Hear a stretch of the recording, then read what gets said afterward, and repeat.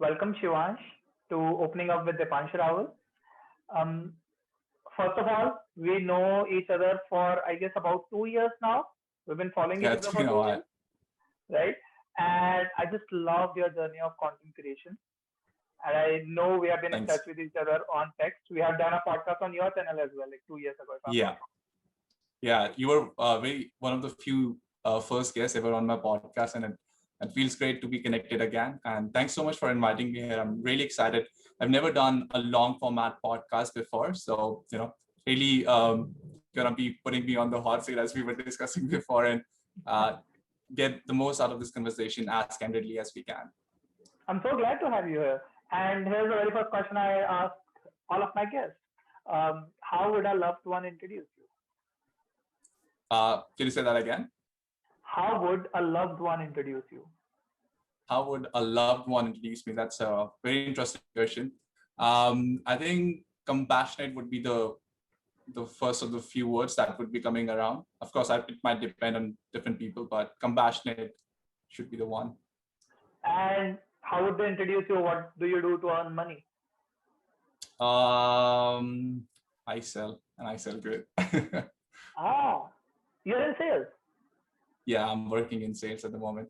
It's like a child dream of mine comes true. I've always wanted to be in sales, and now working in a great organization here in Sydney in sales is just like that kid chasing his dream and just going after things and learning, evolving in the way. So really grateful for the work.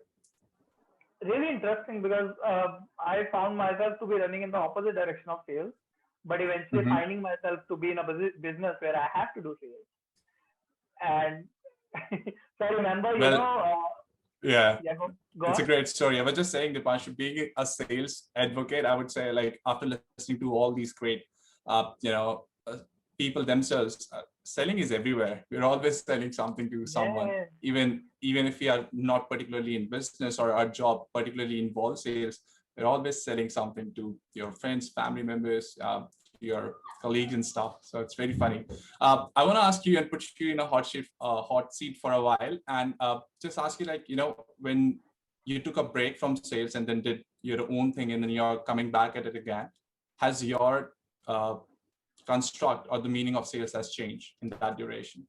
so I'll tell you about it. So I grew up in a hardcore business family. Like all of my like paternal side, maternal side, everybody has their own shops and stores. All right. Right. So I grew up obviously sitting on like on my store when I was like in 10, 11, or 12 years old. So I Yeah. knew what negotiation meant when, like you're asking them to pay you $100 and they're like, no, we'll pay you $80. So I knew what Right. negotiation means when I was 10, right? The nitty and And gritty of it, where the real exactly. stuff happens. So, you'll know somebody that, this person is a regular and he is going to negotiate. So if the product is a 100, I usually sell it at 100. I tell him that it's 110 because it's going to level it up. Something like that. It's a really minute Right. detail. But then I was really, for a few years, I was really into academics. And I wanted to do a PhD and go really deep about research and stuff. I studied Right. biotechnology. So Uh, what would have been your area of focus in your thesis if you went for it? DNA, genetics. Right. And That's I was interesting. so passionate about it, but then certain situations happened in the family, and I had to quit my studies in between. Like I did my graduation, but then I knew that there's need of money, and I don't want to take any more loans because it will create Right. unnecessary pressure and something. And then I started doing this marketing, and then I Hmm. discovered that I really love marketing and sales. It's kind of Right. a part of my DNA, Right. and What that's was your who I am. first experience with it? Like that felt like, this is where I should be. So first of all, I was really great at calculating, numbers. That was Hmm. one thing. That's And the the second engineer thing, in you. would be I was really, really, really interested in the concept of sales. Like you're just like convincing someone. So it's like Yeah. so much of psychology in it, and that always fascinated me. That's been my experience with sales. And now that you are a solopreneur, you are a freelancer, or whatever, you have to take part of sales as well. So sales, Hmm. marketing, administration, all these Right. are just 100%. different areas of your business. You also did an MBA, right? Yeah, so I studied Masters of Commerce at University of Sydney, and that was why I'm in Australia right now. So in 2019, after doing my graduation in Delhi, I was born and raised in Delhi. That's where I've spent 20 years of my life. And at 21, I decided to come to Australia and pursue Masters of Commerce. And after graduation, I got a job, and that's the short time frame of me being in Sydney. Being here for 3 years, it doesn't feel like that I've been here for that long, because in 2000 last year, everything just got locked down, and you're just stuck at your house. So it doesn't feel it's been 3 years, man. So do you still count 2020 as a whole year? I don't count it. Why not? Because What was it? A small blip that happened, a glitch in the matrix? Because it doesn't feel like a whole year, like it's just like, oh, I still feel like, we were going out and having food and everything in like February 2020, and suddenly it's like July 2021. It doesn't Yep. feel like 1.5 years been there. Right.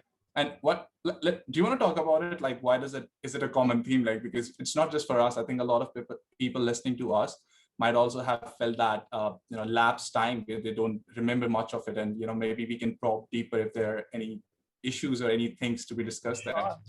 So I believe, in my opinion, that certain periods, certain people have a lot going on in this 1.5 years, and certain people, like for them, time lapse like this. Right. Right. For me, a lot happened. To be honest. But just for the fun of it, I make it, like it went like a blip. But for me, I quit my job. It's been 1 year, and I'm doing this full time. Otherwise, in the start of 2020, my goal was to get a better job and get a great hike. And in the middle of it, I quit my job and doing my full time thing. That is interesting. So for me, it went like this. How was it for you? I think for me, it's been a mixture of both. So I've been a part of, that party and that party at some place in some point of the time, particularly in 2020, because it was my last year at the university. So I still was studying while the COVID happened, and then just moving to virtual learning. It was a bit of a challenge for me. And I'm not talking about the whole cohort or, everyone from India coming and studying abroad. But speaking personally, I've never been academically very good. Like, I've been average enough to get by, but never the top of the cream and of the class. So when this all happened virtually, I was a bit worried how it's going to be, because just staying away from your home, locked in your house, just studying and everything is just in these confined of walls. So it did take a toll on mental health as well. But after that, I graduated, and then things started getting better, and I found a job after that. So I think like that's when the things started happening pretty good, because I was working towards something, a goal. And that's when you are most excited, as you mentioned, when you were transferring from the job and setting up your own business. That was probably the most exciting part if you look back at your COVID situation. For sure. And how was your experience with getting a job? Like, was it okay? Because some people say that it was getting a lot harder, harder to get a job in the middle of the pandemic. I mean, yeah, for sure. It's not just for me, but at global scale. After COVID, this is the first time that we have been locked up in our houses for so long of a time. So it did take a toll on how people and everything work. So I wouldn't really complain about it, because as I mentioned, that if you have skills and if you have the right fit for the job market, you still might find the job. People are still looking for and if you look at the like a lot of businesses actually had a lot of gains last year. So at the same time, there were job opportunities there. So I wasn't complaining. I did try, and maybe I applied to more than 50 or 60 jobs, until one day, coincidentally, one of my friends told me about this sales job that she used to be working in. And that's how I got in. And it's been great since then. Amazing. And is it your first job? It is my first job. I've never worked in Australia before. So properly, I have done some volunteering here and there. This is a proper first job that I'm doing. How does it feel? Oh man, it's amazing. And just to call my first job to be something that I'm so passionate and love to do, it's just amazing to say the least. What do you sell? Is it okay? So Can you talk about we it? Yeah, so we are in a sales and marketing company, and we work with Australian clients, and it's basically door-to-door sales. So, one big part of my job that I find exciting is that me being from India and now being able to travel to these different suburbs, cities, even states. So, going to different places just for our work means that I'm traveling, exploring. The other part is that I'm getting to talk to people every single day. And then again, one of the main reasons I wanted to study in come to Australia was just to have that cultural interaction with different people from all around the world, because that's where great conversations happen and you get a better sense, like your emotional well-being and everything starts improving once you put another lens to see things. So me interacting with these people is giving me that opportunity at the same time. And the workplace is amazing as well. Like everyone there wants to succeed, and they're chasing after a goal that they have set. So it's a very exciting workplace to be a part of as well. How did you find the Australian culture? It's been 3 years now, right? What are some Yeah. surprises you got after coming there? I would say, like, from my personal experience, I would say Australian culture is very laid back and relaxed.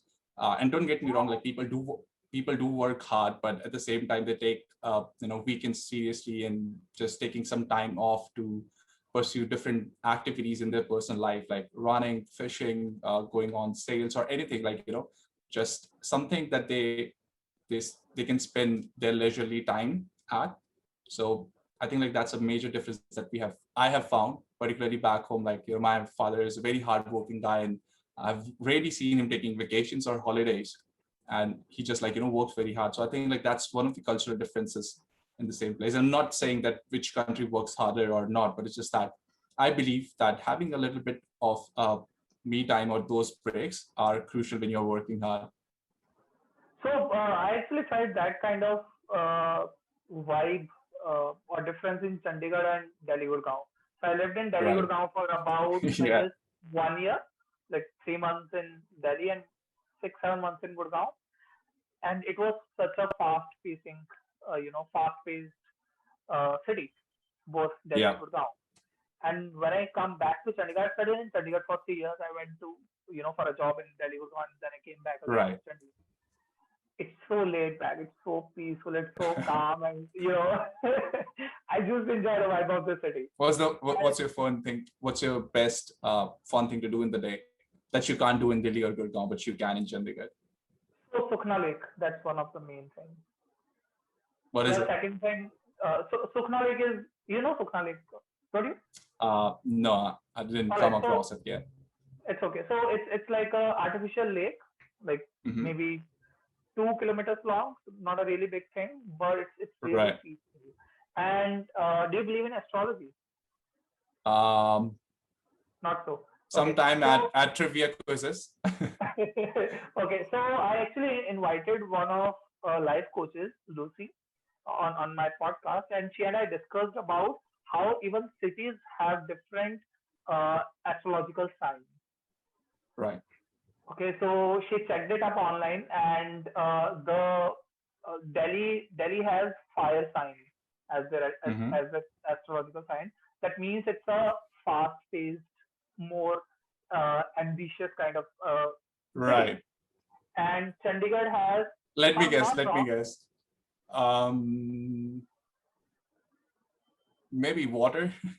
maybe water or air. I don't really remember it. I'm not really into astrology a lot, but it was really fascinating to have that conversation. But then it gave me an insight that how different cities have different kind of vibes, as you're mentioning that you feel Australia is a little late, but it might be that maybe not the whole Australia, but the places where you have been into, Hmm. right? Could be. Mate, you So, left me hanging in there for the next trivia quiz if someone asks what astrological sign Chandigarh has. So you gotta confirm that for me. so just Google it. She actually, while we were having conversation, she did Google that stuff, and it came up. Sure. uh, I It's do not. think it's very interesting. My grandfather himself is an astrologer, so I'm not saying that I don't trust in it. It's just some one thing that I don't understand and not much interest in. But at the same time, growing in a family which has an astrologist and a palm reader as well, so I've had my experiences with it, and I want to share one quick thing with you. Call it coincidence perhaps. So when I was 15 or 16, I went to my grandfather as a joke and I said, can you please read my palms? And of course, he must have done it earlier as well, but that day I was a teenager, so I could remember what he says. So he looks at my palms and says a couple of things, says good stuff like you will make money, and one thing he says, you will go abroad, like you'll go and go to a different land. And this was when I was 15 or 16, so I didn't think about it much. And then when I was 19, I was in my college, and one of my professors, I don't know what is that art called, but do you know when people can read your handwritings and tell about your personality? Do you know It's called what is it called? The practice, maybe handwriting reading. That's what I know. right? Let's call it that for the lack of understanding. And Yeah, my yeah. and my professor says the same thing, like you will, you'll probably go to a foreign land. And now looking back at it, this is why I find horoscopes or astrology interesting. Is that I don't know if that those two incidences at different place of my life planted that seed in my head that I wanted to figure out a way that I can actually pursue that goal, because somebody told me that you will do this. So I'm not sure how much of God's work these people are doing, but telling good things. It, It becomes a self-fulfilling prophecy in my understanding. yeah, it sounds like the movie Predestination. Was that the movie? No, Yeah, I don't it is. remember. Okay. So have you watched Batman versus Superman?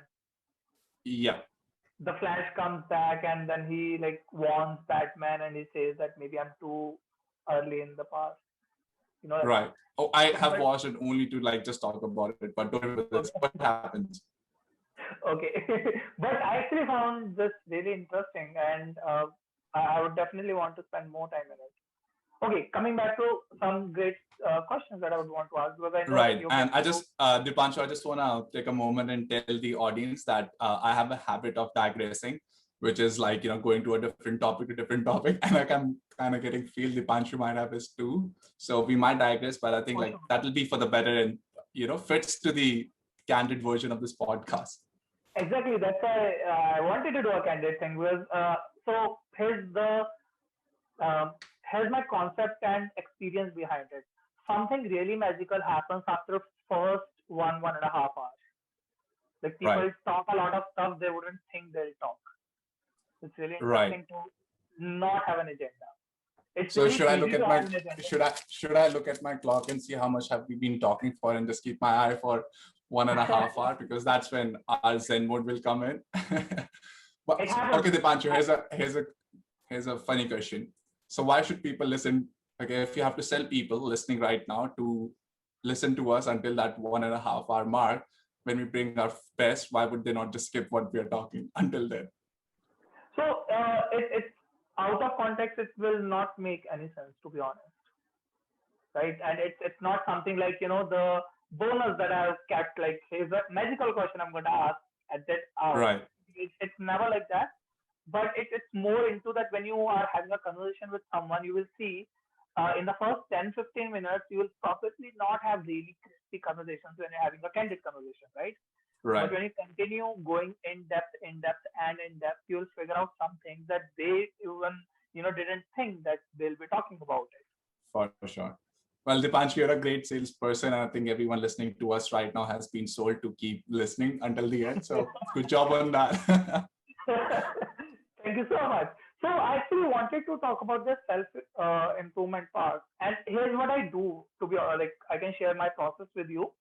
Uh, in the preparation of these podcasts, I actually write down like 5-10 topics I want to talk about, and that's pretty much it. Like 5-10 keywords. Mhm. Like writing, astrology, or motivation, communication, public speaking, routine, success habits. These 5, 7, 10 topics, which I think like Shivansh would be able to maybe talk about this, and let me see if I can Sure. ask something around this. That's the whole preparation I do because I see when we do. Are you a spiritual kind of person? I would like to think myself, I've read the definition several times and I don't think I totally understand it, but I would say yes. So here's what I believe, because in the last few months I've been going really in depth about spirituality. When we prepare according to our understanding. But when I don't prepare, when I go candid, there will be a lot of things that universe will be talking through me and not me Hmm, talking, in sure. that conversation. So I have seen miracles happening. So I never ever prepare my meditation sessions, and I do it with Hmm. my clients often. And in fact, on my Instagram page, I've done it like maybe twice. And I'll just show up and I'll close my eyes and I start guiding meditation, and something magical happens because you are Right. in a uh, resting and surrender pace. Calm, yeah, at the calm pace that you're just letting things Yeah, come at you and exactly. And then just going with it. like some people call it like God is speaking through you. Some people will call it like you're going through flow. Some people will call it universe is speaking through you, something like that. And I've seen Or that just being happen. in the present, like just feeling present. Exactly, exactly. So talk to me about your transition from a student to a student in pandemic and then eventually landing up a job. What were the Hmm. mindset or the habits that helped you?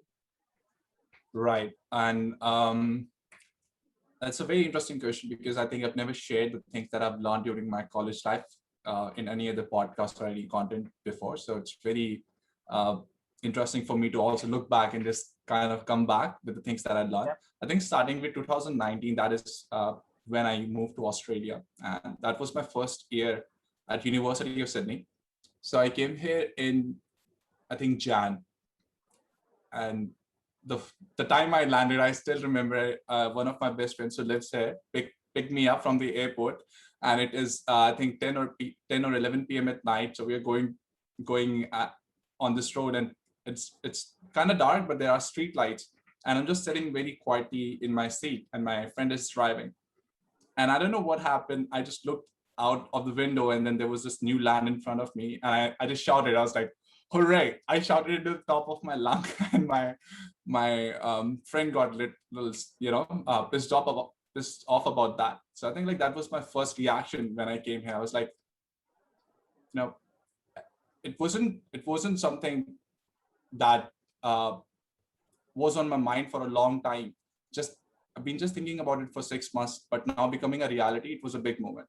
And the reason I wanted to share this is because it actually tells, like that's the start of my life in Australia.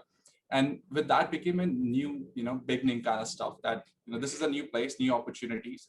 So being from India, and we all know English, right? Right now we're talking in English, but as yeah, compared to someone who was born in English speaking country, I'm not speaking about every Indian who comes here. I had, a self-limiting belief that I might not be able to have a conversation with them. And that limited me on several occasions when we were at parties or social gatherings to actually reach out and start talking to people, because I just had this self-made belief about my ability to speak in English with other people, and I was trying to hide away from it. And then I realized that the reason of me coming here was to put me in that uncomfortable shoes, right? And I'm not saying everyone will feel the same issue when they come here. They might be different, but what's your growth zone like? And if there is something that is making you uncomfortable, which shouldn't be, you got to work towards it to make that your comfort zone again, so you can keep persisting. So I started talking to people, and I think that's the best part about it. And since the first year, that has worked, like me going to different clubs, societies, meeting people, having conversations with them. When COVID hit in 2020, I think that was really good of me to be very proactive in the first year of making friends and talking to people. That when 2020 happened, I didn't have much chance to talk to people, and it was easier, for me to then think about, okay, I've already done my fair bit of networking. And this year, I believe, has been the best one so far in Australia, because I got a job that I'm really passionate about. And every day I wake up with wake up with a goal. That could be a sales goal, like a performance goal for the day, or it could be anything that I'm working towards that day. And I want to share this and take this, the theme of the podcast, to goal setting it from here on, because I believe in the last 3 years, the most significant change that has happened in my life for the better was me understanding the importance of goals. So if you can talk about it, that'll be fascinating. For sure, for sure. And before we go into it, let me share a little bit of my experience around goal setting. Sure. So I set a couple of personal goals that I'd rather not share at this moment, but maybe sometime in future. In I guess last year, April, and I made a 18-month plan. And the goals I Right. had for those 18 months, because I had clear goals, I achieved them in 6 months. I've seen that happening. The power of goal setting. And were you thinking about it to achieve in 6 months when you were aiming for 18, but at the back of your head you knew that it's gonna happen in 6? So I aimed for 18 months. So there was something, let's say, I wanted to do this or be this and stuff like that. Sure. And so I talked about this in terms of alignment, like, your goals, your vision, your purpose, your mission, your actions all needs to be in a single direction. And when they are in a single direction, you will see your results in a really impactful way, right? Sure. You wouldn't even imagine that you could achieve so much in 6 months. Like I mentioned, I became a full-time life coach within 6 months, like of starting it. I was doing a full-time job and I quit it within 6 months of being a life coach. And people are not even in a position to be a full-time life coach after years spending in their doing this as side. So what do you think was the difference between them and you achieving in 6, which probably takes some people a longer time? What was the crucial difference? So this was this one thing that, alignment in your goals, purpose, vision, mission, action. Like Right. when you have this one thing that, what, I want to do this. And here's what happened with me. I actually didn't quit my job because I was ready to be a full-time life coach. I was doing it on site for 6 months, but there was office politics and I actually had to quit my job. And I had savings for 3 months and I was like, what, I'm going to be a full-time life coach for 3 months. Which month was it? July last year. Right. And if it doesn't happen, let's suppose I earn 0 rupees, which obviously isn't the case because I'm earning for 6 months. But if that happens, I'll go back to my job. But I know after 1 year, I'm going to try it again. That was one thing that, being really clear that I want this thing. And I don't care if it takes 1 month, 1 year, or 1 decade, but I'm going to be here. Right. So that alignment was it's my approach of talking about goal setting. Right. Tell me your experience with it. Yeah, I'll share that in a moment, but I just had one following question that I really want your insight on. When you wrote your life goal, becoming a life coach, let's say, were there any parameters without you sharing the details of them? But like if you're on the goal setting, I want you to share what is the right way of making goals. Because I think a lot of people feel overwhelmed when it comes to how to write and set goals. There are a lot of different techniques like SMART goals, 3-5-1. Everyone has their own kind of definition of it. So how do you think people can write very strong, clearly defined goals? So I have a negative experience in my past around goal setting because, as I mentioned, so when I was 16, I guess I started preparing for my, I started having a goal that I want to do a PhD. And when I turned 2021, 5 years into chasing that dream, a 10-year dream, I got to know that situations is not in my, favor, and I actually have to quit this 10-year journey. Like imagine you spending 5 years into a 10-year journey. And I was so devastated. I actually went through depression and anxiety around that time. So it became hard for me to put up long-term goals because I had a negative connotation around it, right? So what I did was I had a rough goal, rough idea where I want to be 18 months down the line. Like certain thing, let's say after 1 year, I want to earn XXX amount. And I want to have these 5 things, like 1 car, 1 bike, and stuff like that. So a rough figure where I want to be in next 12 to 18 months or whatever. And then making maybe 3 month goals. Like in these 3 months, I want to focus on this area. And then diving it back to like in this month, I want to cover this. And this is how it looks like on a weekly basis. And then on a daily basis, what I want to cover. That's how I did it. Right. So if you deconstruct that, you kind of started from the end, the bigger goal, the one, like the very defined terms and things and objects and definitions of success you want to be. And then you broke it down into smaller 3 months, monthly, then weekly, and then daily as well, to make sure that you stay on track. Just a probing question. A lot of time people do this, but more than once they deviate from that daily goal. I think the biggest failure that we can see happens, personally speaking, as well, as that once we kind of let go of our daily rituals or daily routine and we kind of get away and distracted. How do we kind of bring us back? So I actually had this conversation with my coach 2 days ago, and he asked me this thing that okay, so he and I actually set up goals for next 12 months, and I was like, I want to earn this much money, and this is the reason I want to earn this much money, and X, Y, Z. So the first question he asked me, what kind of person do you need to be in order to achieve that? Like if you want to be, let's say, a millionaire, what kind of person do you need to be a millionaire? And the second thing he asked me was, what's your non-negotiable, like everyday non-negotiable you need to do to run your business? And personally speaking, for me, it is showing up online, putting up content with high standards. That's the differentiation I actually got with conversation with him, that I have been putting content, but to be the person who is earning that much money that I'm setting my goal into, I need to make sure that it's high standards. Coming back to the answer to your question, setting up non-negotiables, like what's something that I will do no matter what. Yeah, and that's on an ongoing daily basis. On daily basis or weekly basis, whatever you decide. Like for example, I have a weekly goal that I want to invest at least 3 to 4 hours in learning, like taking up courses, at least 3 to 4 hours. So again, setting your non-negotiables. And I think that completes the picture of goal setting, that we do have goals that we are running towards, but at the same time, the non-negotiables kind of anchors us to keep doing what is already scripted, and then you're working towards and hold you accountable. So that's something that I'm going to try myself, and I think a lot of us listening to us are as well. So definitely, and here is one anchor that I have had in the past few months. So from last September to this May month, like almost again 5, 6, 7 months somewhere, I had this one anchor that I will do a few minutes of meditation plus daily reflection every single day. And I'll not sleep without it. So I went through, I had dengue in November last year, and I wanted to die.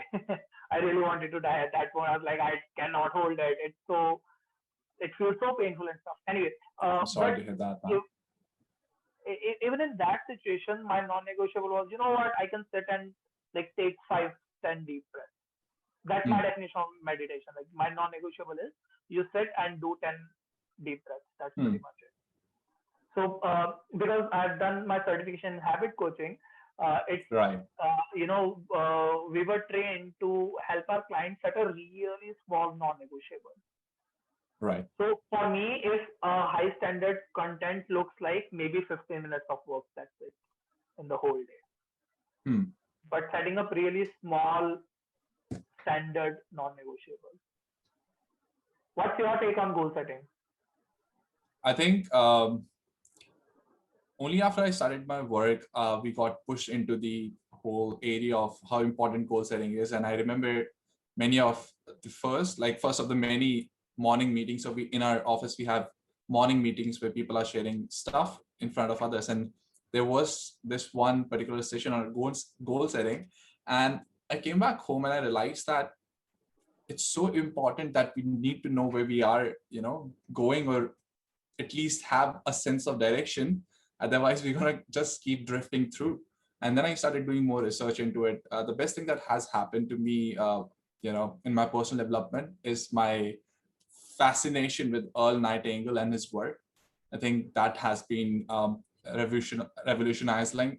That has been a great impact on my work as well. And Earl Nightingale has this beautiful video that I want everyone to watch called Goal Setting, and it talks about the importance of goals.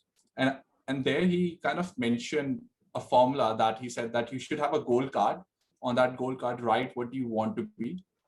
And it was more like a mission statement for a salesperson. So I wrote down when I was having bad days at my sales, I wrote it down and I looked at it every single day, and it was written in present tense. So it said like, I am a great salesperson because of certain reasons, like, my knowledge, my technical knowledge and know-how. And every time somebody would say no to me, I will look at that goal card, and I get reminded that, okay, I know I'm good. I have to go through certain rejections because, if you're say, I'm sure you are in sales as well, so you would know that there is a conversion ratio, and as compared to how many people you're talking to, you know that there will be certain no's. So that just looking at that goal, every no gave me an opportunity to think positively until I reach that person who wants to buy. So I believe like that was how I started with goal setting, and I'm not even sure if that is a goal in itself because it's more like a mission statement. But after that, I started writing weekly goals, monthly goals, and now even yearly goals. Amazing. And so I think no, it comes from the person you mentioned. Uh, I actually wrote it in one of my blog posts about uh, how to make an alignment and all those things I mentioned: your mission, vision, your actions, your uh, direction, whatever. Right. Uh, it's like like create a cheat sheet that like a lot of people use in exams, and Yeah. write down a couple of lines that why I'm doing this, and Mm. actually read it every single day like a player. Like what, I'm doing this because of this, and Mm. that helps us keep keep a reminder to ourselves that we are heading in the direction we want to head in, Right. right? And so, how long has it been since you are actually practicing this daily goals or mission statement thing? I would say since April. So yeah, 3 or 4 months. How's the goal setting helped you so far? So I'll give you a personal story without like, the whole gist of it. So you take the most out of it. When I Sure. started this work, it was my first time. So although my friend referred to me, I still had to go through the whole interview process and whatnot. So it took 1 long month because it was still, COVID and stuff. So it was a bit slower. And it took me 1 month to get the job. And I was really anxious during that 1 month getting into the job because, as I said, it's a dream job. Like, I couldn't miss this. This is something that I've been thinking, planning, and working towards to, get. And when I got the job after a month, I was happy. But at the same time, first 2 weeks, I entered to the work with again a self-limiting belief. And this work has made me realize that how devastating negative self-beliefs can be, which are just made by ourselves. There is no credibility to behind it. And my self-limiting belief was that I am from a different country, like I'm Indian. And if I sell something here face to face, people might not buy it because, I'm from a different country. Not saying anything that anyone said to me. I just had this thought going in. First 2 weeks, I sold just two. Like that's what I had in my first 2 weeks.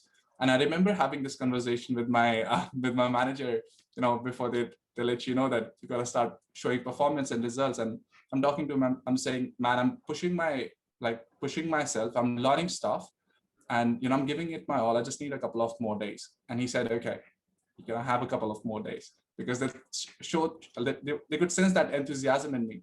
I got the Yeah. next 2 days and my sales just went like uphill like anything. In the next 2 weeks, I hit a promotional criteria. So within 1 month of joining the organization, I was able to get promoted. And the first 2 weeks was so bad, and the next 2 weeks was so good. So what happened was that when I was on the last day of job, I just let go of that self-limiting belief that there is no one judging me here. All I need to do is give my best and be positive about it. And once I started seeing results, I knew that that self-limiting belief didn't have any value on truth on it, and it didn't hold any consequences on me. So I was like, free from them. And since then, it's been great. I'm just upskilling myself every single day and do the work that I can do best. It's really amazing that you mentioned about the limiting belief part. So I'm working with a client, and she's a new life coach, and I'm a mentor to her. Uh, so she doesn't come from a marketing or a sales background. She's coming from an engineering or other technical kind of a background. And So she, like a lot of people had that limiting belief that sales is a bad thing, like it's a pushy thing, which Right. like a lot of people think. Uh, so I gave her this definition at that point. I remember telling her, according to me, so the definition of sales in coaching terms, like in coaching business, is because again she's a spiritual person and this definition didn't come from my mind definitely, but I believe that sales is a spiritual practice where I'm being the mediator of uh, offering the help somebody needs. Hmm. And I Like think again, it's beautiful. it's not something that I'm selling. It's something they need, and I'm just being a mediator. Hmm. How do you see sales in your point of business? I think that's beautifully put. And interestingly, I was watching Earl Nightingale's one of the videos on YouTube, and he mentioned that. Okay, I've written it down, and let me go to my notes, because when I'm watching videos, or listening to podcasts, I try to make notes. You can go back to. Yeah. And it talked about goal setting and everything, and then he said that success is so money is the result of success and not the other way around. So success is not your money, but it's the other way around. So if you have a goal that you're like reaching towards, and if you want to achieve, and if you want to, earn some money, you have to provide a value to others. It could be a service, as in your case, coaching, or products that businesses sell. And it's just an interaction. You're helping someone in their pain, in their problem, while doing something about society, or something that you can do to make their life more happy, or grow constructively. So I think like it's a very beautifully put way of saying you are a mediator, in just way of saying that you have something that you can help the society with. Yeah, exactly. So talk to me about this uh, success part. According to you, what is success? Uh, so I'll read out the definition of, I knew we will be talking about this particularly. So I wrote down the definition that I really like. It says that success is the worthy progression of a worthy ideal. Success is a progression of a worthy ideal, which means that you have a worthy goal, or something that you are looking for, and you're progressively working towards it. So I think this definition kind of tells that success is not one place that you achieve, but it's like that the journey itself to reaching that place is success, that you're going towards it, having faith in that journey. So I believe like that's one of the best beautifully put success definition out there, that it's not one end goal. After you have earned 1 million, what guarantees you that you wouldn't want to succeed even more? So that's the worthy progression of a big goal in general. So for me, that cements the fact that we should be present in the moment, have fun, and just be more joyous about the things that we have in our present life. So here's a really amazing quote I read like on Instagram a few days ago. It says we never wish anyone have a happy destination.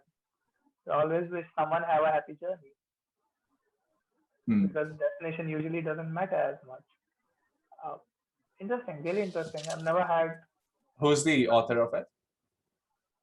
Not sure. I don't know. It was like a quote. So I usually state source as the University of Instagram. That's where we learn a lot of things. Right. uh, but I definitely so We in my learn, and so we're gonna correct. We learn and we teach. oh for sure we learn and we share always. So Yeah. I learned a lot of stuff from Instagram itself. Like people Right. share so many amazing things. And I want to talk about this. Sorry, Dipanshu, for digressing, but I think this Sure. is an interesting concept. I think a lot of people in our age group, or who just creating content online, when they're starting out, they might feel that I always tell that I'm not an expert in what I'm saying. I'm not a saint. I'm not the perfect person out there. And there are certain things that I've learned from successful people, from videos, and certain characteristics, habits, or sales techniques, or anything. So I'm not applying all of them consistently for a long period of time. But since I started using a combination of some of them, I might slack in all of them, but even using some of them has proved certain results in my life. Now, when I share my content or Dipanshu is saying sharing content, then we're sharing the things that work for in our life. And people who want to start creating content should realize this, that you don't have to be the thought leader or industry expert to start sharing the things that you are getting results from in your particular life. And there is no bar of sharing your information out there. It might be wrong. Like I always say that, something that I say, I might not myself believe in 2 years from now, because I would have grown and evolved as a person. But Yep. that doesn't stop me from sharing what we want to.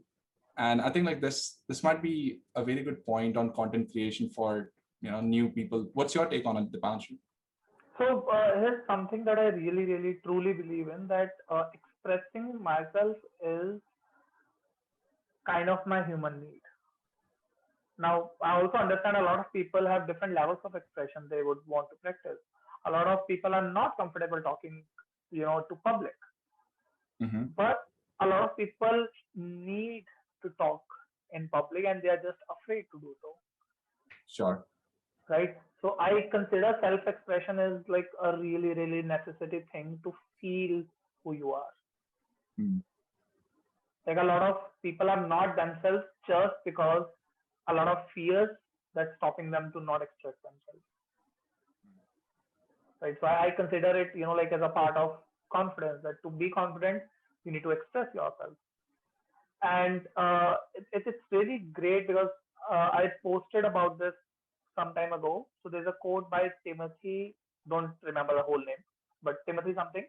Uh, and they say that we never, as you mentioned, like you grow after every 1 year. And actually, if you are having the same belief you had 5 years ago, you're not growing in life. You need to have different belief sets after two, Yeah. 3, 4 years, right? So that person mentioned that we never criticize a rose when it's just a seed. When it's just a seed, we water it, we let it grow, we nourish it, it becomes a Mm. little plant. There's no bud, there's no flower in it yet, but it's in its uh, whole life. We consider it as a rose. We never criticize it that you still haven't, born through the like you haven't blossomed yet or something like that. We give it Yeah. the time it requires.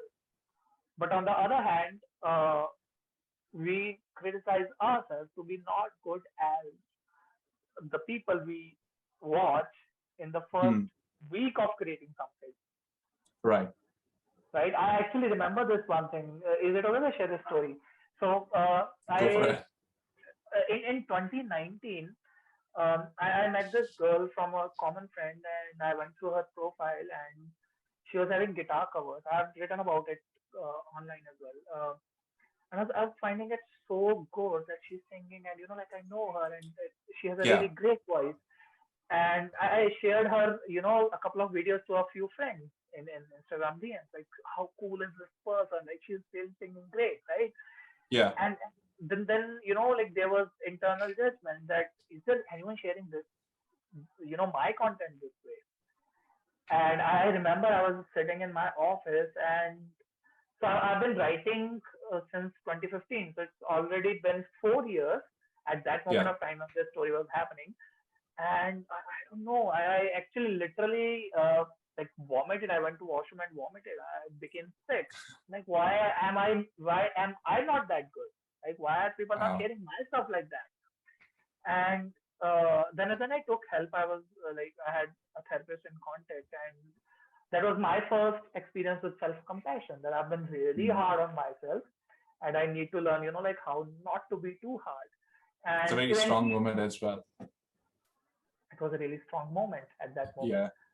And then eventually, I learned that what, I need to start uh, congratulating myself. I need to start appreciating myself for the things I'm Yeah. doing. And obviously, quality was not really good at that moment as well. But then again, it was more of the internal feeling you are feeling. Mm. So eventually, I actually started loving what I write. And now I go back and read a lot of stuff. Like I Mm. continued keeping my standards high. But that time was a crucial moment for me where I saw that, what, I'm criticizing myself way too much. Yeah. So that was an intervention you had, and it changed you to then start creating content and become a life coach yourself. So that was definitely one of the pivotal moments in your life. Definitely. And so that one quote was so beautiful that, we consider rose as a rose, even when it's a seed. Like we don't Hmm. criticize it that you haven't blossomed yet. You don't look Hmm. beautiful. Where are the petals and all this stuff? We consider it as a rose throughout its journey. So Yeah. wherever you are, so my situation was I was reading amazing writers at that moment, like Ryan Hmm. Holiday, Mark Manson. And I was, like comparing myself with them, like why am I not writing like that, right? Hmm. So that was the quote that has really inspired me and kept me going. That you are a rose even when you don't have petals. Hmm. That's beautiful again. And yeah, I think that's a beautiful story that you have shared, Dipanshu. Thanks, man. And I'm really happy to see how you have turned things around and for the best, like doing a great job now. It's definitely have, done things around since then. And I want to share something on the same lines that we were talking about happiness and how you mentioned that, you started appreciating uh, what you already had. So I heard this quote by Abraham Lincoln. He said, people are about as happy as they make up their mind to be. I'll repeat the quote. It says, people are about as happy as they make up their mind to be. Now that means that it's a state of mind. Like happiness is something that should be a state of mind every time until a negative stimulus, like you running late or you missed a bus, something like a negative event happens in your life, and it's gonna happen. It is gonna happen. So you your state of mind, which is happiness, and these negative stimuluses affect you. But if you're not in a happy state of mind already, then you will start thinking negatively because that's a stimulus that'll start spiraling a negative emotion in your mind if you're not thinking positively anyways. So I think like that tells that how important it is to not just be reactive but proactive in staying happy, staying positive every single second of the day if we can. For an example, maybe if our bus misses out, rather than saying, oh, shit, I'm going to be late for work, I have to give excuse and whatnot, just look at your phone, find the other bus that you can, go there, have that conversation with the boss, whatever happened, or, leave 10 minutes early next time. That's your lesson out of it. So that's what I've learned from it. Yeah, I'm actually having two thoughts in my mind around this. So one thing is I talk about it a lot because I cover emotional mastery and stuff. So there are essentially two kinds of emotions, and everything else is a derivative of either of these. So Hmm. one emotion is love, second is fear. So all happiness, peace, joy, laughter, compassion, kindness, all these are derivatives of love. And anything like insecurities, anxiety, depression, anger, judgment, all these are derivatives of fear. So I repeat it like almost every single day that love is a choice, happiness is a choice, Yeah, it is, truly is. and fear is also a choice. So at any given point, you get to choose what you feel. And a lot of us think that, like, I don't know how to control my emotions. I don't know, like, I just feel this anger too much. I feel depressed too much. I feel, you know, anxiety too much. Again, unless it's Yeah, a mental illness, I'm not invalidating that experience, but yeah, unless it's a mental illness or a medical thing, most of the times it's a choice we make. And just we need to learn how to make better choices, like yeah, in anything in life. So I see success as a matter of better choices. yeah. And what can keep you on track is discipline. It's all about that. Like I think if you understand these three construct of deciding and choosing, and then just staying disciplined to follow through. Exactly, exactly. And yeah, it's a beautiful thing we covered.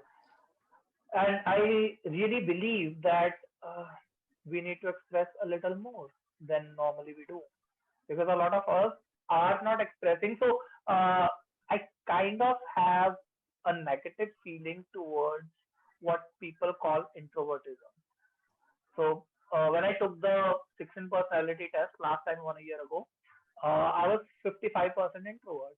So I'm like an Right. ambivert, but slightly towards introvert.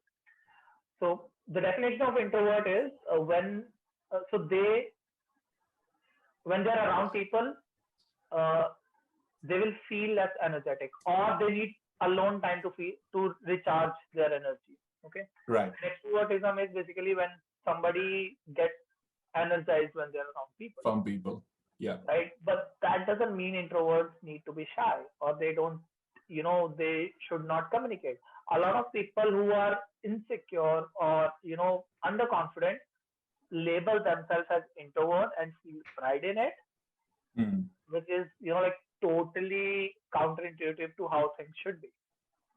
Absolutely. I think that's very strong stuff, man. I think a lot of people will use that as a veil to keep, not growing out of their comfort zone and just referring them into this social cohort of people who are there. Some of them might Yeah. really have that feeling, but as you mentioned, more than not, it's just our own self-limiting beliefs stopping us from, achieving better things in our life. So I in every podcast or any long piece of content I say, I always tell that start with a self-examine. Mm. Yep. That's the first thing that we should do to start change. If you don't know, like, if wait, let me take a very cliche example. If you go and metaphorically saying you have a, something wrong in your brain and you go to a doctor, the best way to him to figure out what is actually wrong would be to put you under a scan or something and figure out what's wrong. He'll examine you. But I think people are not examining their life and what's happening. So if we start by just taking a breath, just chill and sit down, relax in your chair, just like Dipanshu is right now. Take Yep. a piece of paper and pen and just figure out what is your belief, what is your current self-limiting beliefs. See how happy you are on a scale of 1 to 10. Give you some parameters. See online what are some of the tools that you can use to kind of examine your life. Write down a journal or something, some bad habits. Let's take the classical example. Break fold a paper in half, and on one side write the bad habits that you need to break, one side write good habits that you need to start having. So first step is always examining and looking in what is there to be modified and, change, and then working towards it. So I always say sit down, examine, have a self-reflective view, and then start figuring out how to go and figure out your goal. Here's a quote that's coming to your mind, and I feel like I haven't read it somewhere, so I would want to quote myself on it. Yeah. A lot of your life problem can get resolved with a piece of paper, a pen, and some alone time. Hmm. There's a Very lot of true. time we have so many things running in our head that, so the mind is a really messy place where there will be multiple thoughts without organized. It's like a Yeah, we download both we session of both our Mac. we both are case in point. Exactly. So it's actually the download drive of your MacBook. Like you don't Yeah. have any organization at it. There'll be stuff whenever you seem, like I need to download this thing, I need to download that thing, and Yeah. to be unorganized. So what pen and paper does it, and some alone time obviously it does. Yeah. What it would do is it will help you organize your thoughts. Yeah. And I really love this code. I'm gonna post it. Yeah. I'm not a big fan of, not say I wouldn't call me not a big fan. It's just like I have never followed through the habit of writing journals, but I believe journals are, really fascinating tool of self-reflection. And I remember writing this down when I came to Australia in 2019. I said, and it's very weird when I wrote it, but it's amazing that I wrote, I'm writing this to my future self at the moment. And I wrote a sentence or a paragraph underneath that I wanted myself to remember. And I said, in future, Shivansh will be reading his past. So something that I wrote. And at that moment, it's not just about that example, but it reinforced the fact that a lot of times I had great moments of exhilaration or, like creativity when I had a piece of paper and pen and writing stuff down. And people don't really get how important it is. If there are 10 healthy habits that I can recommend, writing notes would be one of them. For sure, for sure. I'd say it will come in maybe top 3 or 5 in my list. So I actually had a negative traumatic experience in journaling when I was a kid and maybe teenager. So I basically wrote down my journal, and everybody in my class read it. But a really, really traumatic experience around it because it's bullied around that topic. Yeah. So, What was the topic? so around this, the incident that I had, that I got a new laptop, I started writing a journal on it, and a friend asked for the laptop. I didn't remember that I had a open journal around it, and the next Right. day, everybody had my journals in their pen drive. So that was a really traumatic experience for me at that time. So obviously, it was really hard for me to write down my feelings on a piece of paper, because my body remembers the last time it happened, it was really, really bad. But Yeah, I can imagine. nonetheless, I have developed some kind of journaling thing. Like I find it hard to journal, my feelings around it, but I can easily, when I have a prompt, let's say, let's set up some goals, I would do it. I would write it down. And Yeah. even in another story that I have had around this writing down your thoughts thing. So I was going through a really tough time in 2019 September. Uh, my then girlfriend broke up with me 2 weeks before my birthday and 1 week before my birthday, and I was obviously in a little shock because things were not going well. It was supposed to work out, and in next 5 6 days, so there was this Sunday. My birthday was on Tuesday. I was going for a solo trip because that's what I usually do on my birthday. Yeah.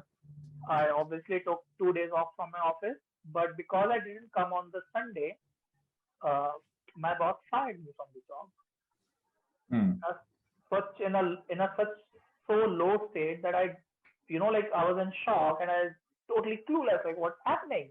What like So how this is did the it same happen? story that you told when you lost your job. Like this coincides with that story, how you got into the whole life coach thing because you lost your No, job no, no, no, no, no. So that was like a year, 2 years later. later. Okay. Yeah, yeah.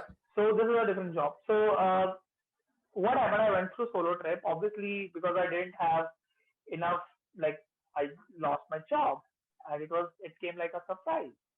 Yeah. So I went through that solo trip, and a good friend, sponsored that trip as a gift.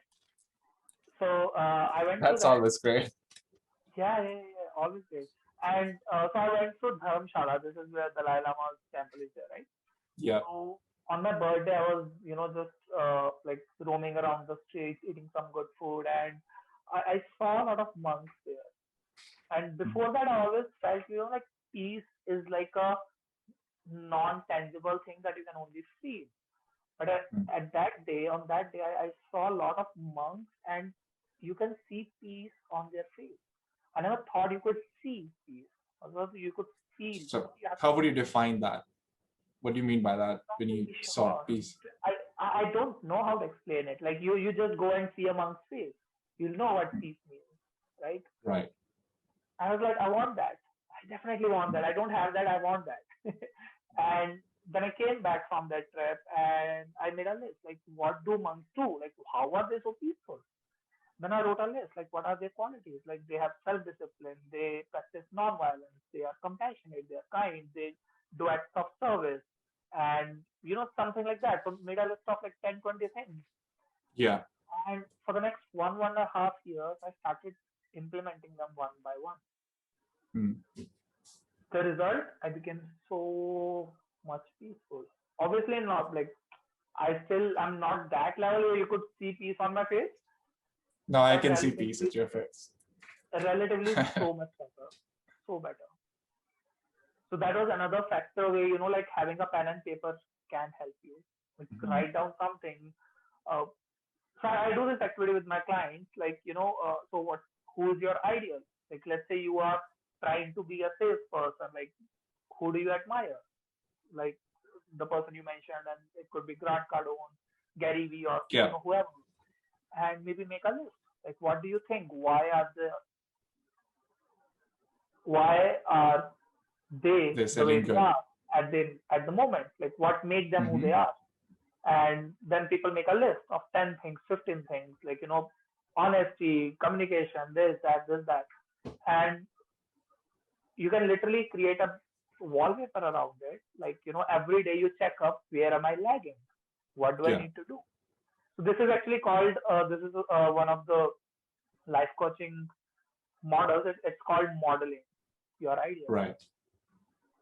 That's very fascinating to say the least. And I do think like thinking about going a bit deeper into wallpapers and putting stuff around where you can visually see it really plays a very important part in cementing that idea in your subconscious when you keep looking at it, when you're aware about it at different points in your day. Because think about it, if you're not looking at it, perhaps just the work of life will draw your attention away from it. But you open your phone, there are certain things you want to do. It could be a goal or what Dipanshu mentioned.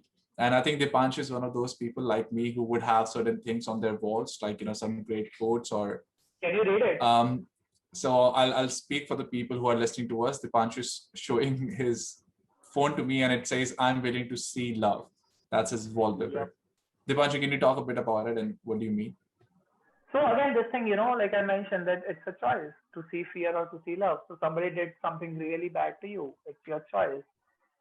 Would you want to see love or would you want to see fear? Right. So So this is a that's like reminder. this is your mantra of thinking about the positive side of it and then being the Yep. bigger person, or perhaps seeing the positives. Yeah. I love that.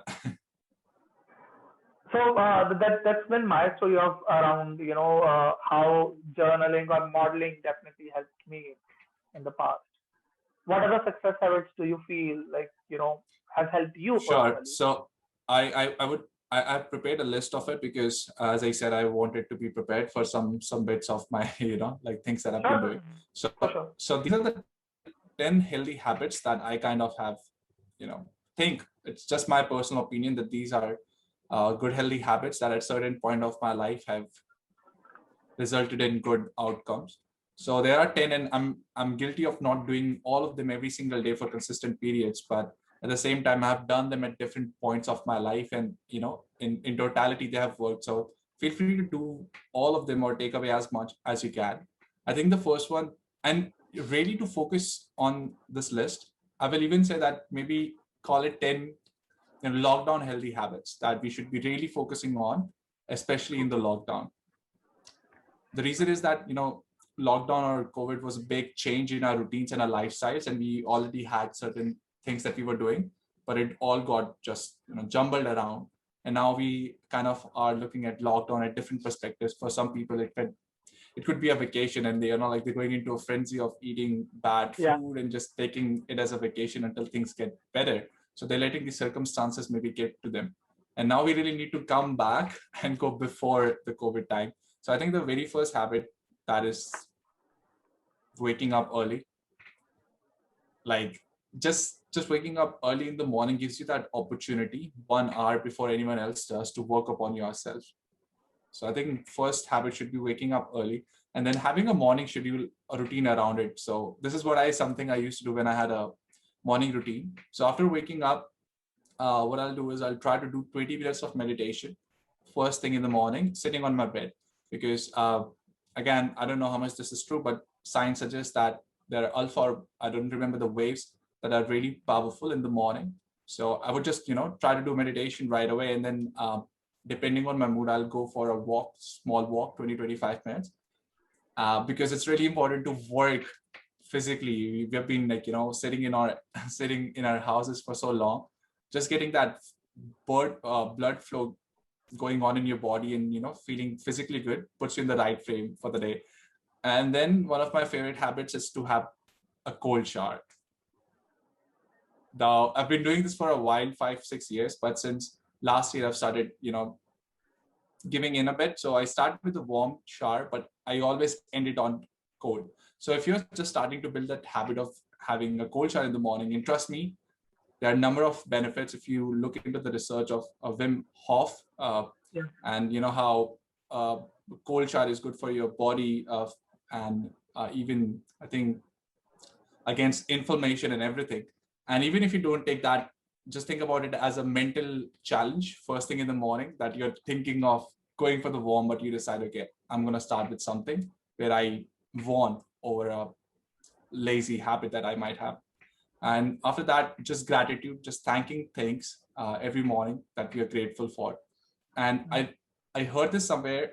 It's not really how many things you're grateful for, but actually, if you really mean when you say whatever you're grateful for. So when I realized this, I was like, I shouldn't be grateful for every single thing every day. I can be, but just to build that habit, I can be just saying thank you to the world in general. So every morning, like thank you world, or like thanks for giving me another day. Just something like that, small something like that might give you the habit of then start thinking about more things you're grateful for. But even a thank you in the morning or at night counts as practicing gratitude for me.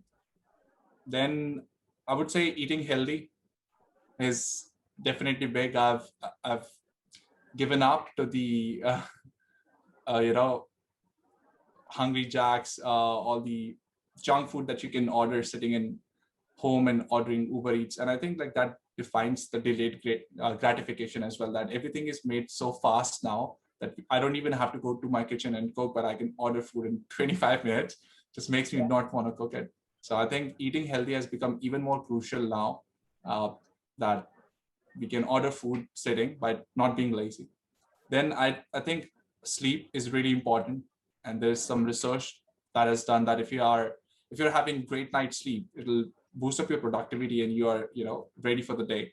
And I think because we're talking about COVID healthy tips, I think talking to friends and family members is an important part.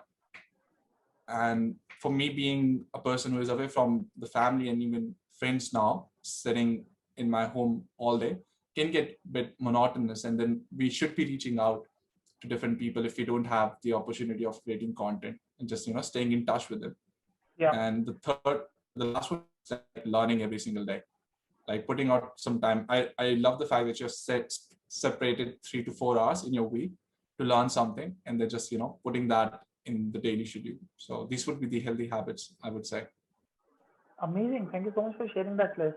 What do you think is like kind of your non-negotiable these days? My non-negotiable is, I would say, workout. I've been focusing more on working out and getting in a better physical shape of my body, because there are two things you should be working on: your mental and physical. So I've started working out more often now, going for runs. I recently did an 8 kilometer. That's my personal best so far.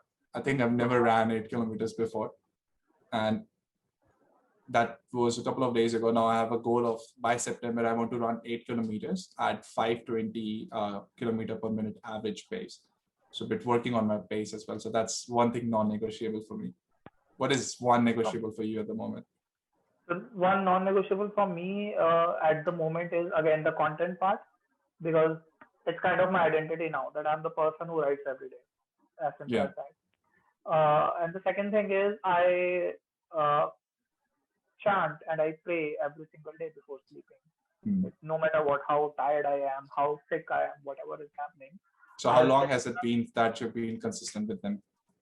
So as I mentioned previously, it was like meditation every single night. But now that the Zen meditation that I used to do, it has converted into chanting meditation.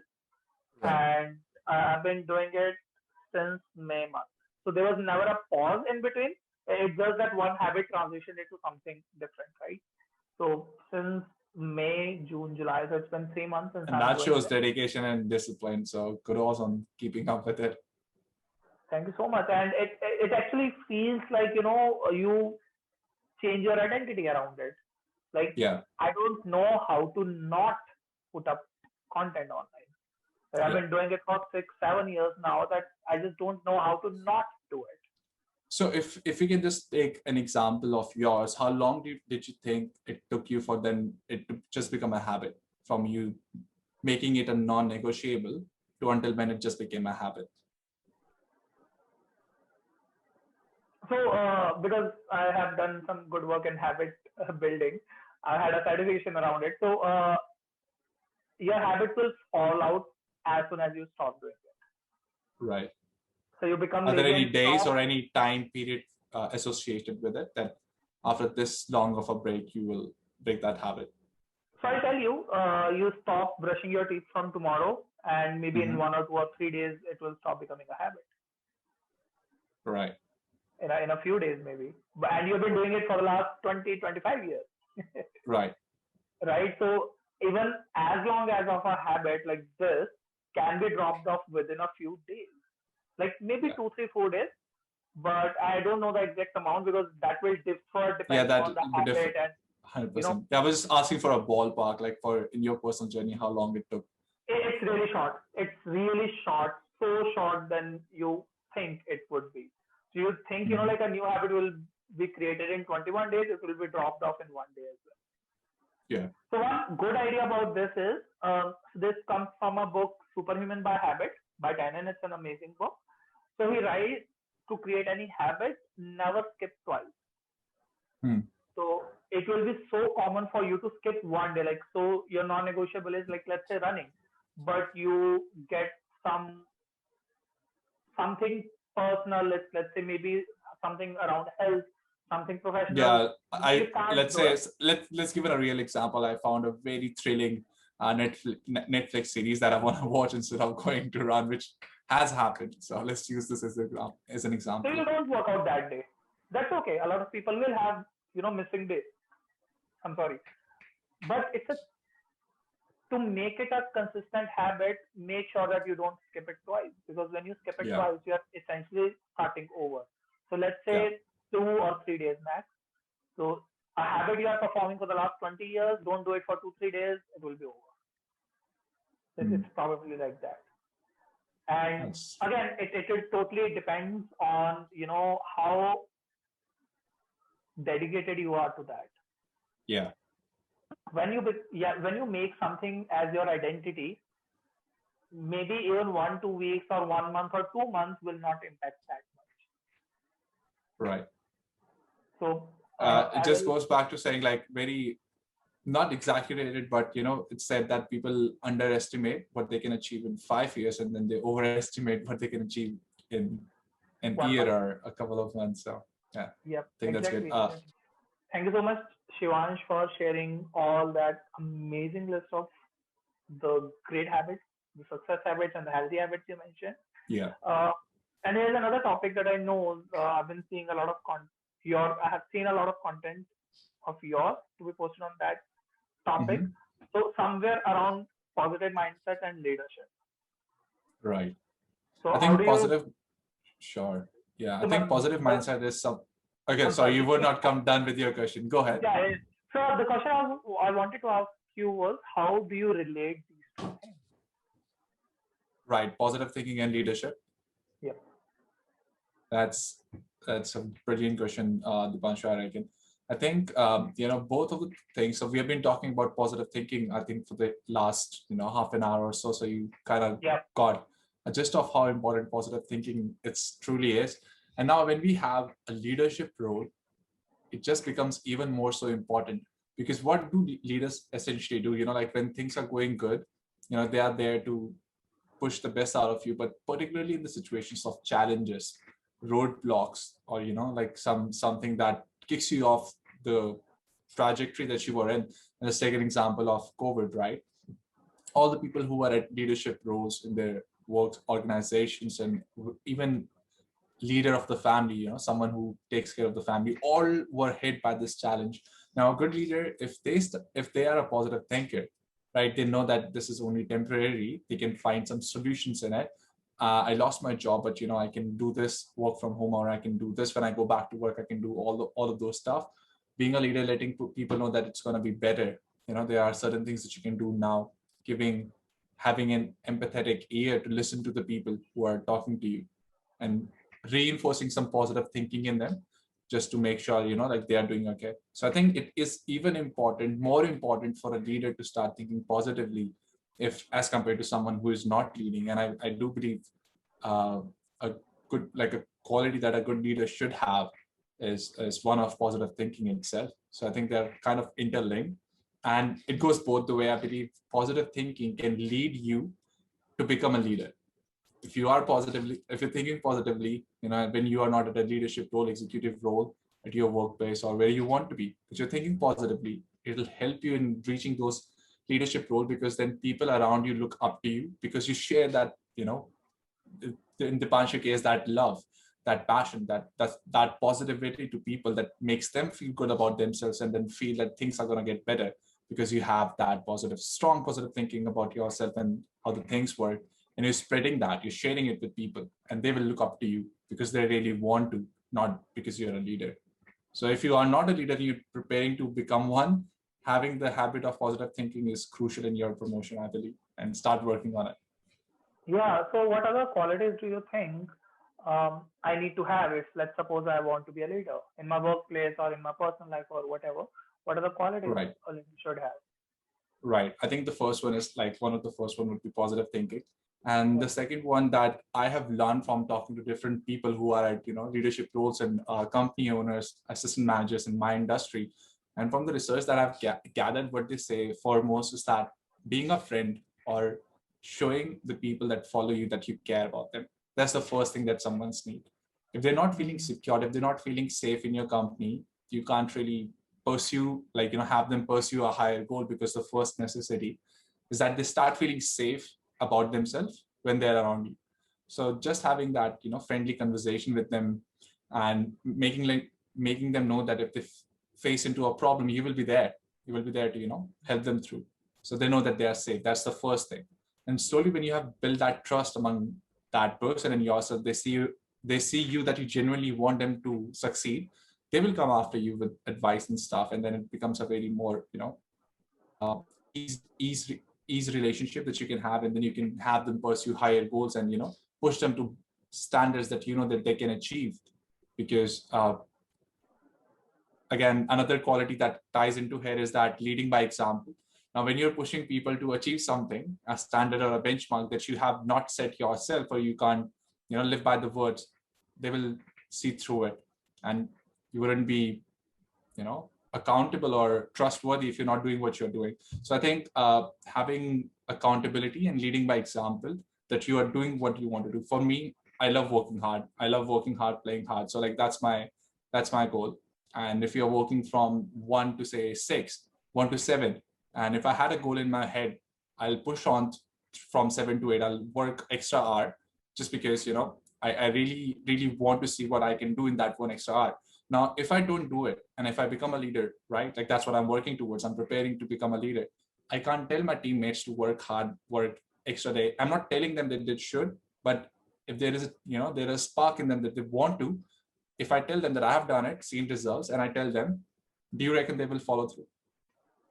I understand. So, if I'm understanding it correctly, it would mean authentic communication as well. Yeah, you can say authentic communication. That would kind of be the umbrella term for everything, like Yeah. being the trustworthy, and then showing and leading by example and having positive thinking. Could say that, or it could be one of the characteristics in itself. Yeah, yeah. Because then again, again, I think it would be like a subset of leading by example. So you Sure. have to do it yourself, but at the same time, if you want to be leader, you have to communicate and delegate it accordingly, right? Right. Otherwise, you'll just be another engineer or technician working on the stuff yourself. Absolutely. And I think one of the things that we should do is that putting us, so it's very easy for a leader when they get further away from the position that they started at, or perhaps the people they are leading, is that they might forget that what were the problems they faced themselves. So when a new person comes up to them and they tell about this situation, if you have been in the business for too long, if you don't take that, keep that in mind, you might start feeling irritated by the person's new questions, and for you it just feels like you should know about it. So having empathy is one of the more foremost characteristics for a good leader, that having an empathy towards the person and then genuinely helping out as long as you can, as long as you seeing results. Amazing. And so, because I know the clock is ticking and you have some important things to take care of, uh, we discussed a lot of habits in this last 1.5 years, 1.5 Yeah. hour or so. If anybody would have to start, what are the top 3 you would recommend to start with? Top 3 habits. Yep. Let's say Yeah. leadership and positive thinking. Right. Top 3 habits that I would recommend is not in any order. So I think all of these three are important, and it put me in kind of in the spot there. So first would definitely be working out, because that's a no-brainer, like, no, something that I really focus on. And I believe because of COVID, it is quintessential. Like, it's not even important, but even more important now than ever before, that we work out. And you know what? You don't really have to be the best out there. Like, if you have a big goal of having six-pack abs, or, a certain amount of weight or certain thing, it's good to have that. But break that goal into smaller and just say, like, I'm going to go for a walk for 20 minutes, listen to a podcast or something while I'm at it. I'm just going to do 10 push-ups in the morning, and then probably 5 at lunch. And, I'll just walk up and down the stairs. Very small habits. You don't have to start by, running 8 kilometers. It'll come again. And as Dipanshu was mentioning, it's just like something small. And, now it makes sense that once it is smaller, you kind of build that habit. And now if I go for a walk, I'm like, I'm out here already. Why don't I really walk? Oh, I run. So I start running. So I think, like, just start small, start working out. The results that you will produce in your body will be reflected in your thinking, in your mental capacity. They go hand in hand. So working out is the first healthy habit that I will recommend someone. Second is for sure meditation. That is something I believe you are very close to. And I'm not very consistent with meditation, but I still try to do it, again, 3 or 4 times or twice at least in a week. And sometimes I'm regular in weeks. Goes back to, again, I'm not consistent with them, but because I still do it, I'm doing better off than I wasn't doing it completely or at all. So start with meditation, start small. Don't think of sitting for 20 minutes or Dipanshu, if, like what Dipanshu is doing, 7, maybe they are advanced meditation. Start something small. What has worked for me in meditation is guided meditations. So just go to Google and, I think, like, it's the same thing that when we create content, we want it to be perfect, right? We want it to be the perfect thing out there. And with meditation, I believe it's the same construct, that we want to feel that Zen state of mind from the first session that we do. And it's not just possible. So starting out with a mindset of meditation is a skill. And if you practice 5 minutes every day, we're getting closer, not farther away from sitting quiet and then reaping all the benefit of meditation, which you already are in the present. So start small, being working out meditation. Start with 5 minutes of walk, 5 minutes of meditation. The last one probably will be upskilling. Like, I don't know if it is a habit or not, but having a growth mindset and just spending some time out of your day where you're upskilling. Could be learning about your work. You work in sales. It could be, reading books. I'm not a reader, right? I know it's my weakness. I should be. I'm not saying that I shouldn't pick up the habit of reading, but I can't. So what I do is, rather, I listen to the podcast, and I've subscribed to a application called Blinkist, where I get access to audiobooks, summaries of audiobooks. So now I can still listen to it. Perhaps I'm not reading 10 books, in a couple of months. I'm listening to 50 audiobooks in that period of time, although shorter, but I'm still feeding something to my mind. Now, if you're not a reader, then you've got to make up a habit that, okay, I'm going to stick to reading. If you're not doing that, find other avenues that you can still learn, but don't stop learning. Like, if you think that picking up a habit of reading books, which is amazing, but it is hard, start by listening to audiobooks, watch YouTube videos. There's, like, never before in our lifetime we had access to so much information out there, which is just at our fingertips. Start learning from them, spend some time, and then, yeah, it'll keep you sharp. Particularly because I'm in Sydney right now. We are in lockdown for the last 1 month, and we just got to know that the next month is also going to be in lockdown. So it's almost 2 months of lockdown now. Now, if I don't learn every single day, okay, this is very interesting, Dipanshu. I want to share this. I was watching The Last Dance yesterday. Have you watched it? The documentary on Michael Jordan. All right. Do you follow basketball much or Michael Jordan much? All right, all good. There's a story that you can still relate to. He was once, a particular moment in his career where he got beat by a team.